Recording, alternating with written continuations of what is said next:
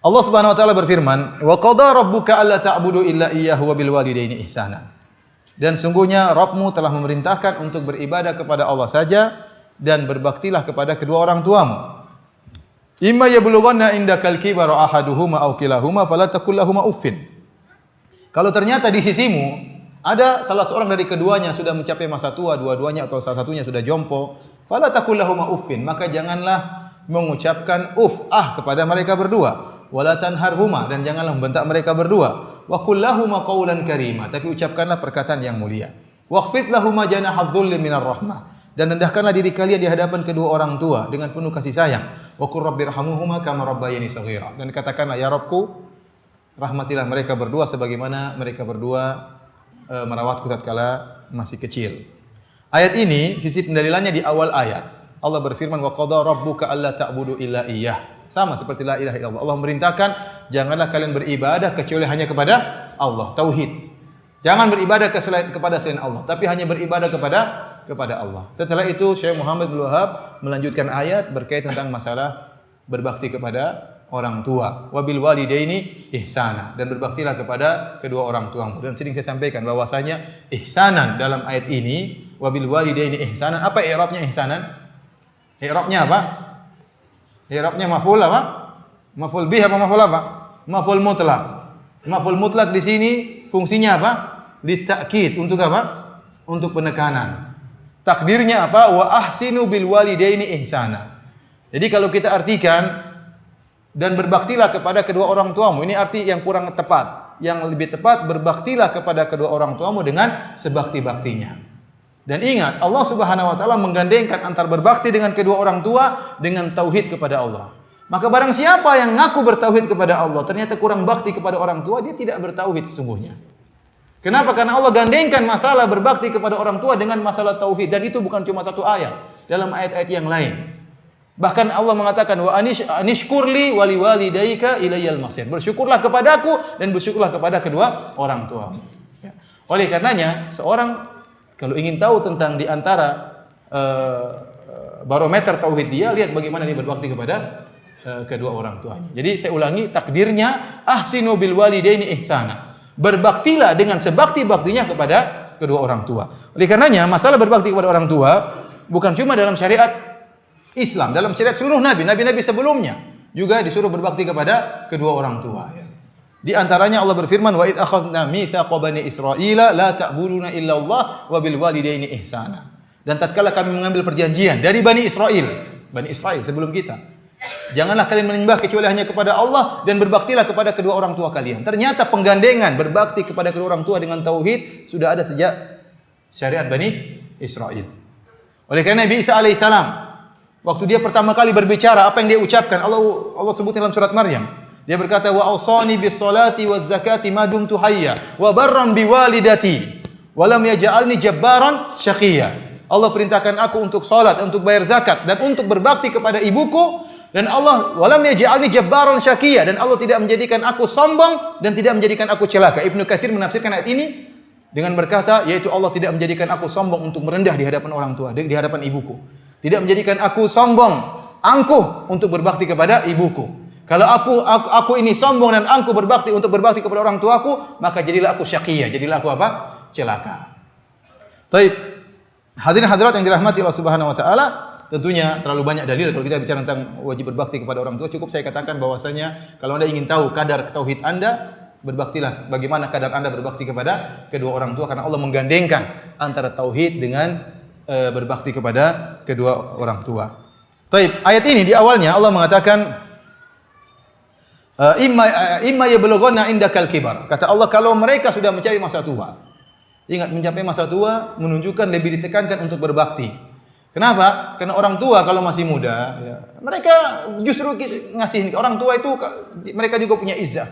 Mereka juga tidak suka minta-minta. Kalau mereka bisa bantu anaknya, mereka akan apa?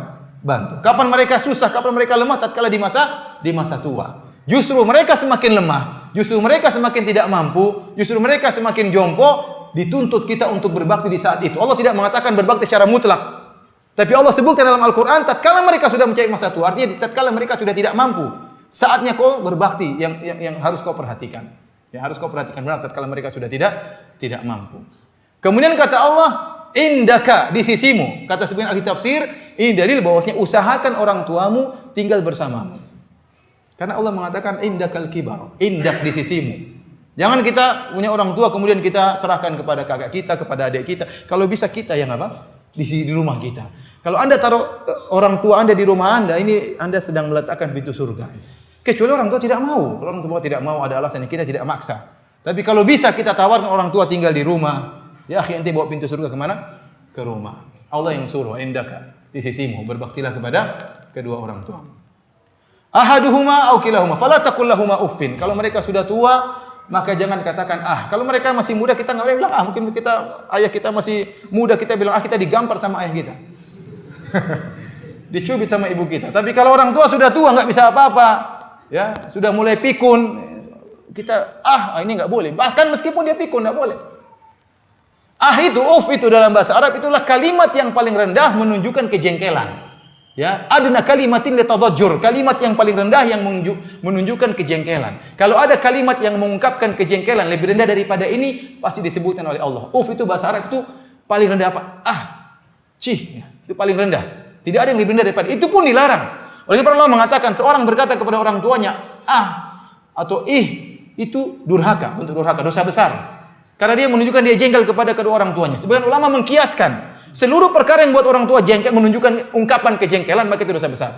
Contohnya melihat orang tua dengan pandangan sinis, itu dosa besar. Bahkan mungkin lebih parah daripada Pokoknya semua bentuk kejengkelan entah dengan tangan, dengan pandangan wajah, ini semua durhaka. Allah larang. Allah larang. Oleh karena hati-hati jangan sampai kita ngakunya bertauhid, tahu-taunya durhaka kepada kedua orang tua. Orang tua marah seperti apapun jangan bantah, jangan bilang jelaskan dengan baik-baik. Jelaskan dengan baik-baik. Oleh karena kata Allah Subhanahu wa taala, wa qul lahumā qawlan karīma, ucapkanlah kepada mereka berdua perkataan yang indah, perkataan yang baik. Ya, kalau ente berbicara dengan ustaz dengan kata-kata yang halus kepada orang tua lebih utama. Nanti kalau bicara sama ustaz ente berkata kata-kata yang menunjukkan dia hormat sama ustaz. Ustaz masih rendah dibandingkan orang tua antum. Maka dengan orang tua harus lebih daripada itu. Pilih kata-kata, jangan menyakiti hati orang tua sedikit pun. Lihat dulu sebagian salaf, sampai dia tidak mau makan sepiring sama orang tuanya. Dia khawatir durhaka, khawatir orang tuanya sudah ngelirik makanan, kemudian dia ambil di luar.